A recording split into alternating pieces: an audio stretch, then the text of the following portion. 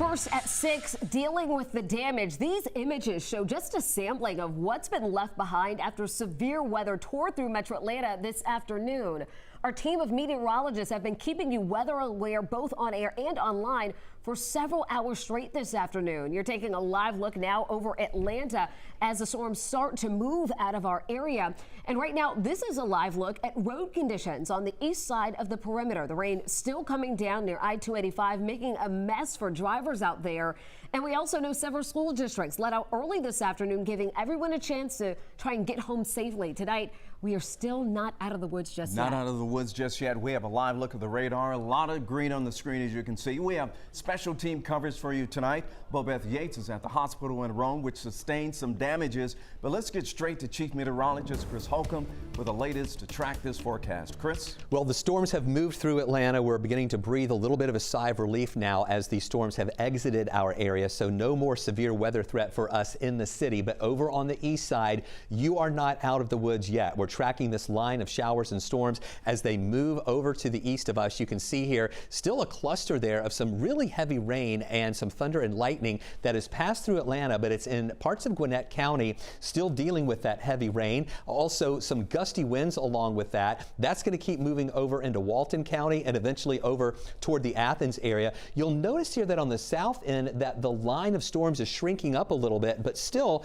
it has some really heavy rain with it and strong winds in association with it as well. So I want you folks in Covington to be prepared. This is on your doorstep right now. It'll be moving into Athens as well as folks over into Jackson, Georgia, down in Butts County, stretching down into Spalding County, Pike, Lamar counties, and down toward LaGrange. You will still be dealing with the rain and wind as it moves your way. But we're clearing out now on the north side, even beginning to see some sunshine come through our area. The good news is the tornado watch is starting to be whittled away a little bit. Not all of the counties are still included in that watch, and I really think most of this is going to disappear before the 8 p.m. expiration time. So let me show you what we're watching for the evening hours tonight. You can see all those storms move to the east of us.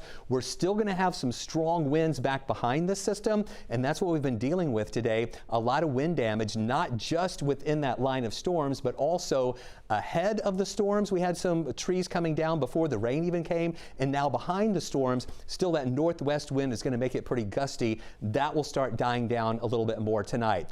We do have some damage, and a lot of it reported around northwest Georgia and even here in the metro Atlanta area. I want to take you up to Rome right now. Bobeth Yates has been in Thunder Truck this afternoon. Now, Bobeth, you guys have parked. You're out assessing some of that damage that we have up in Rome.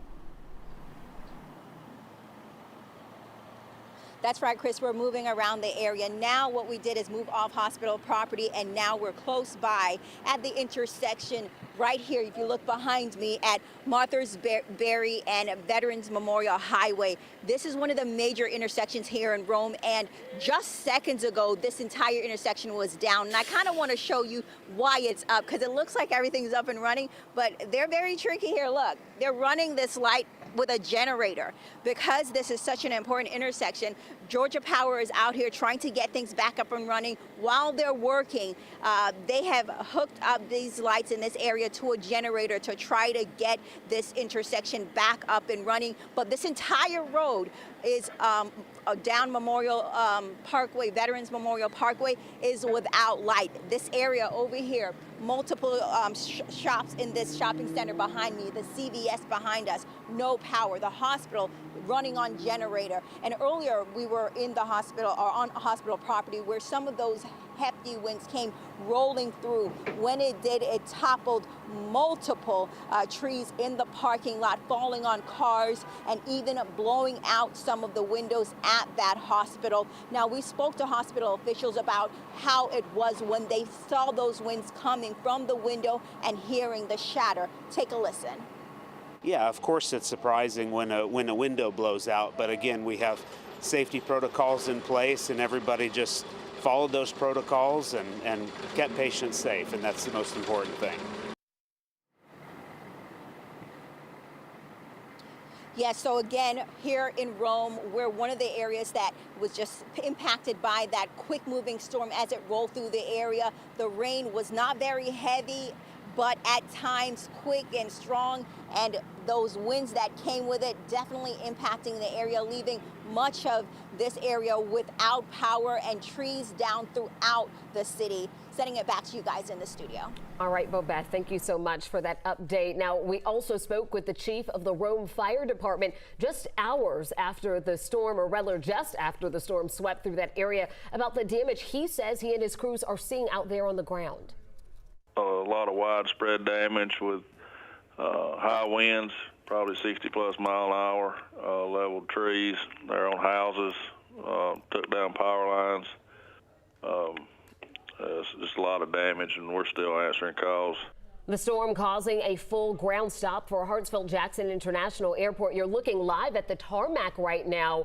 According to FlightAware, there were more than 25 cancellations today and more than 450 delays. Now that, again, is not the tarmac. That was the city of Atlanta, that skyline there. But as we continue to track these storms, we want to make sure that you are weather aware. Even if you're not watching us on air, if you're out and about, you can take your forecast with you with our 11 Alive News app.